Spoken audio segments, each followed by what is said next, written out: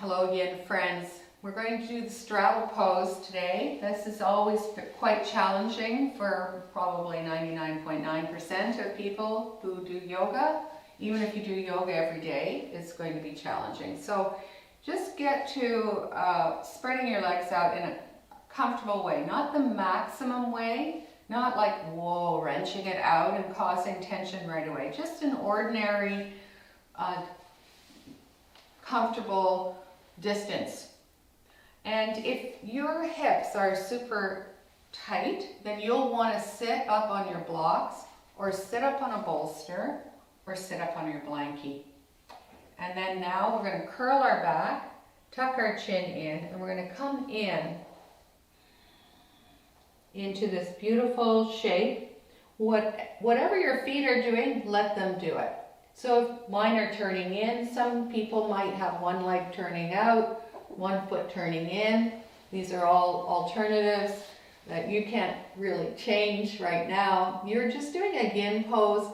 You're letting your body find spaces. Lowest rib is moving. You can also take, if you're down to this level and it's hard on your neck to hold, because we're going to be here for a while, you can always get your elbows underneath and the palms of your hands beside your face. Then close your eyes. And of course you can always build up your little castle and lay your forehead on top of this. And then this is a perfectly fine yin pose. Anyone who's doing this for sure is still feeling things, and that's the point. We're just at the edge of the feelings. Those of you who can come all the way down you should be feeling that you're just at the edge of the spaces that you're trying to create. Every once in a while, in this pose particularly, I like to shift just very, very slowly my body from left to right so that I don't get locked in, because I don't think yin should be sculptural. I don't think you should try to form a statue. I think you need to let your body know that things are okay. The lowest rib moving is a great strategy. Closing your eyes and really going into yourself is another great strategy. Listening to beautiful music, of course, is the ultimate strategy, I think. You can change this up a little bit by coming up and then going towards the left leg. And then, of course, you can just move your head from side to side so that your neck is not becoming fatigued. This is a problem for a lot of people. We use this area quite a lot. It's not very strong, but and to hold up our heavy heads takes a little bit of work. Keep inhaling, keep exhaling, and then moving. Stay low and move slowly as you move all the way over onto the right side. Go slow. If your arms are straight, perfect. Keep coming around, and then drop your head a little bit. Don't kink your hose. Don't stop the circulation to your brain. And then just settle into where the feelings are interesting, where you know that you're feeling something and that it's opening things up. And you can concentrate on the feelings. The more that we can imagine the space being created on every exhale, oh, I just had an opening just right there, the more the spaces are going to come. Use your fingertips if you'd like to open up your fingers. I like to do this a lot nowadays with everything that we're doing, with all our fingers, computing, cooking, keyboarding, all those things. Come down through the center. And if you're really down like I am, this is my DNA talking, everybody has their own, you can put your forehead on top of the back of your hands and just chill out. And if you need to sigh or groan or moan, because this is hard work holding this pose, go ahead and do that. Go ahead and do it continually if you need to. Sighing and groaning, moaning. And as your body opens up, maybe you need to move forward a little bit. Maybe you need to move your arms forward so that it feels different. Relax your hands. Relax your fingers. When we come out of this pose, resist the temptation to snap out. Instead, try to go as slow as possible. Use your fingertips. Keep breathing. Don't hold your breath, even as you feel you'd like to snap out of it. The whole benefit of holding a pose for that amount of time is how you feel at the end. Take your hands onto your knees. Get your kneecaps going to the ceiling. Toes going to the ceiling. You can have your hands on your hips or behind. Open up your chest. Now, the next thing is pretty hard. We actually have to try to move our legs. So you can take your hands. Believe me, this is going to feel like a challenge. Hands underneath your thigh. Bend your right knee. Bring your right foot in front of your hips.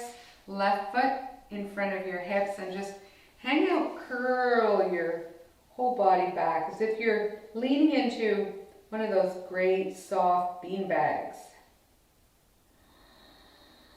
And then come on up and make your way onto your tummy. Sphinx pose. In all of these little sequences, you'll notice that we do a pose and then we do a counter pose. Bring your hands, Sphinx pose, hands right in front of you, elbows right underneath the knees, the shoulders. This is one way that we can do it. Our legs are parallel. Or in my body, I find this is hard on my shoulders. So an alternative is to bring your elbows, I'm bringing my elbows forward, and then bring the palms of your hands together. Press those toenails into the floor, interlock your thumbs, hang out in this pose. And you're probably feeling some of those tissues. Now relax your belly. And again, check in on that lowest rib. Every inhale, every exhale, try to make that lowest rib move. If this is really intense in your low back, press your toenails into the floor so that your knees lift, and I'm going to show it this way. Pull your hands towards the back of the mat. This is going to create some space in the low back, but it's initiated from the belly. You're going to feel the skin in front of your belly button extend and expand and stretch. And then you can release your feet. You can bring your hands together or keep them there, and then just feel that space. Another tendency in this pose is as we get tired, our shoulders start to crunch up. I'd like you to try to pull your shoulder blades back. Keep the bottom of your ears and your shoulders, the distance really, really big as you can make it. Yes, breathe. Inhaling. You can close your eyes if this is too intense. For those of you who would like a little more space in front of your pelvic girdle and into your sacrum, you can bring the roots of your toes to the long sides of the mat, your toenails, and then have that a little bit more space, a little bit of a different experience. Now the tricky part in this next transition that we're going to make a transition into child's pose, is to try to preserve the space that we just created with these two little poses so that child's pose doesn't snap us back in our old ways. So bring your hands near your elbows, tuck your toes, And I like to press against the mat, and then bring one knee forward and the other knee. We do have to use some muscles, but at least we're using the minimum. Big toes touching, that's a lot. You can have your elbows holding your head to start with so that your face, so that it's not so intense. Those of you who can come down into a really nice child's pose, maybe you want to bring your knees towards each other and get all into the tightest possible space you can, the tightest shape, and relax the shoelace side of your feet, elbows out to the side. Those of you who know this pose where you can put your third eye, or the place between your eyebrows, on the pads of your thumbs. This is so nice and nourishing.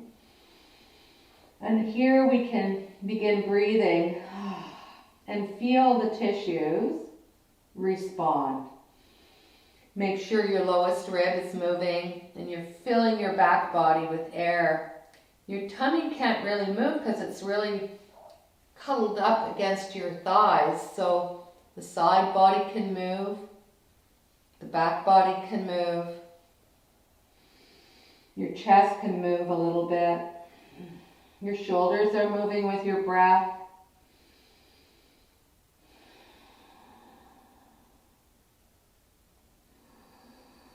Make sure your breath is loud. And if there's a moan or a groan in you, let that go as well. Use your fingertips. Push yourself up to seated. Just take a moment, Japanese seated posture.